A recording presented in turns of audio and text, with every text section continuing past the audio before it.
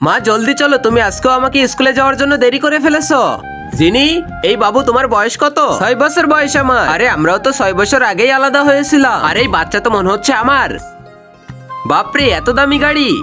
আরে আপনি তো কালকের আঙ্কেল। তুমি আমাকে খাবার খাওয়াইতেছো, এজন্য তোমাকে আমার ফ্রেন্ড বানাইতে পারবো না। এই দেখো, তোমাকে দেওয়ার জন্য আমার কাছে আরো কিছু আছে। এখন বন্ধু হবে? তুমি যখন এতবার বলতেছো, ঠিক আছে তাহলে আজকে থেকে আমরা বন্ধু।